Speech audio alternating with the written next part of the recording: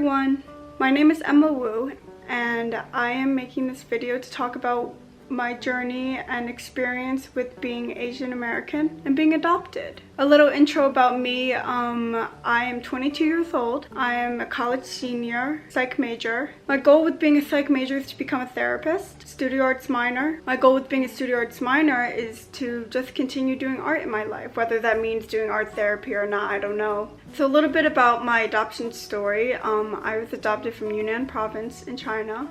I was adopted at 14 months old by a single white mom, and I am an only child. I grew up in the suburbs right outside Philadelphia, and I went to Quaker schools actually all my life.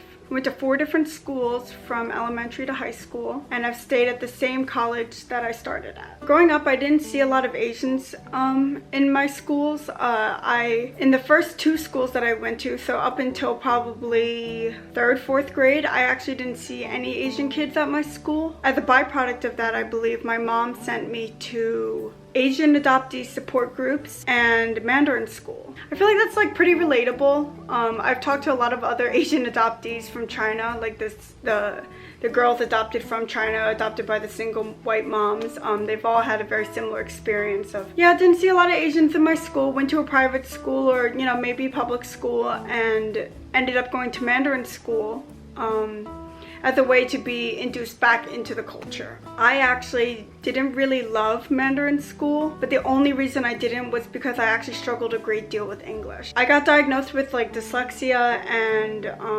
ADHD, dysgraphia, stuff like that fairly early on. So growing up, I actually had a really hard time learning English as a result of being adopted. I think the language switch from obviously living in China, being born in China, living in China, for me until 14 months, which is a year and a couple months, and knowing, you know, my brain priming for Mandarin, and then me having to switch into learning English was very difficult for me. I was below my grade reading level up until like probably 5th grade. I did a lot of those programs like Orient Gillingham and Take Flight, Wilson, all that kind of stuff, and it was actually really beneficial for me. Growing up in elementary school and middle school, I saw almost no Asians.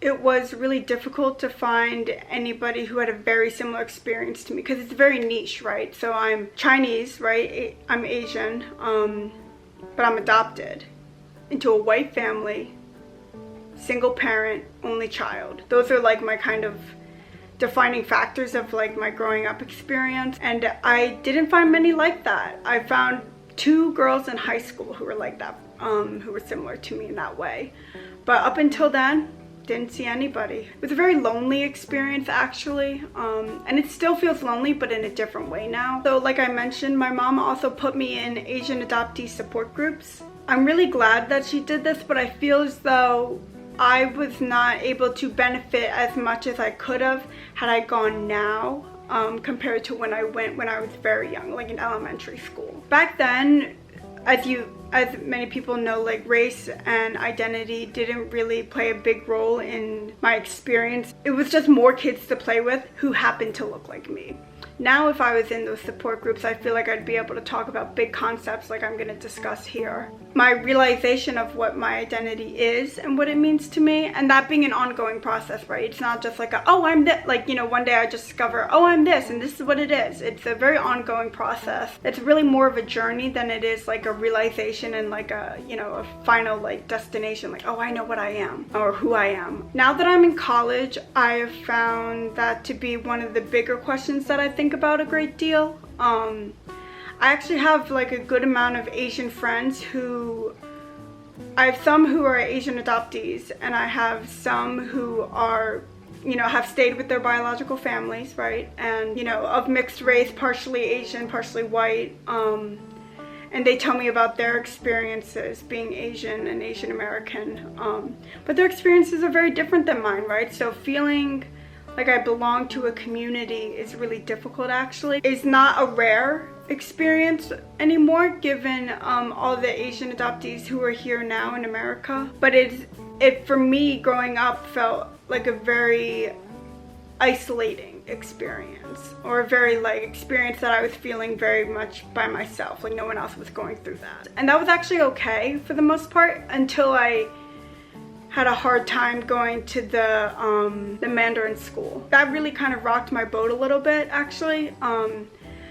It made me start thinking about my race and identity at a very young age, where I wasn't fully ready, actually. I would, you know, find myself crying and missing my birth parents and not even knowing what they look like, right? Not even knowing where they are currently, if they're around. All that kind of stuff was very jarring and very hard to go through and think about when I was younger.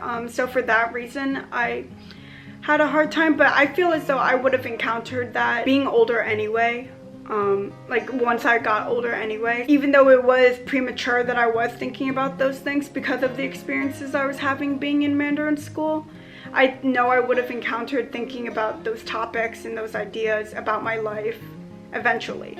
Thinking about my Asian identity and feeling connectedness towards the Asian community is something that I am still working on. Or one of the only factors that makes me feel Asian is the very fact that I am Asian, right? And that I grew up looking Asian. I don't have the cultural background that many individuals do of growing up Asian. And so that disconnect that I feel with some of my friends, right, is difficult, right? Because some of them do speak Mandarin, some of them do speak, you know, their native tongue, and I really wish I did. Sometimes being an Asian American adoptee feels like being in the middle of everything but not belonging anywhere, right? So I look Asian, and I am Chinese, but I don't have the experiences of what it means to grow up culturally Asian, so I don't fully fit into what, you know, I would have initially imagined to be an Asian person's experience. But at the same time, on the flip side, I grew up in a white family, but I myself am not white, right? So I am not biologically connected to the family I grew up in. So I feel a disconnect with that as well. I look different, I get treated different. All those kinds of things contribute to me feeling disconnected from the white side of my family. So I'm in this middle ground, right, where I don't really feel fully connected with any kind of little pocket, except for the pocket of being the very narrow Asian adoptee. And as for my family, I feel like I'm a part of that family, but I still feel like an outsider at times. So like if we go to a restaurant, right, and we are, you know, gonna sit down together and the waiter asks if I'm a part of this group. Moments like that remind me, right, that I look different and that I am different from them and that I don't visually look like I belong. And so those moments make me feel insecure about who I am, but should also remind me that moments like that are fine, right? There's nothing wrong with them. It doesn't mean that you belong less. It means that, right, you look visually different, and that's all it is. There's nothing more, nothing less. The visual difference, in my opinion, doesn't matter. You know what I mean? And that's a realization I had to come to that took time. I, for a while, didn't believe that I, you know, belonged because I didn't look visually the same. And I wasn't biologically connected, but. And my message to Asian American adoptees is, 1, you are not alone, right? And 2, you can create and find community. There's already communities out there, right, that are supporting Asian adoptees in their experience, and I'll link them down below. To close out this video, you're not alone, very honestly, and wherever you are in your journey of understanding who you are is very okay, because that right here where you are right now is where you're meant to be. There's no, oh, I should have grown up faster, oh, I should have, you know, realized this sooner. Whenever you came to that realization is when you were supposed to come to that realization. If you haven't come to certain, you know, conclusions and you don't really know where you stand, put faith in the fact that you are going to do work to understand yourself. No need to rush, right? I feel like this is just a bigger life lesson, I guess, that I've come to, you know, kind of understand, is that where you are right now is where you need to be, right? And even though where you are may not be where your expectations were of where you might where you were going to be at this age or at this time. Doesn't mean that it's the wrong place for you. Let me know what parts you resonated with, if any, and I hope you all have a wonderful New Year's, right? Because this video is going to come out around New Year's. And I will talk and see you guys later.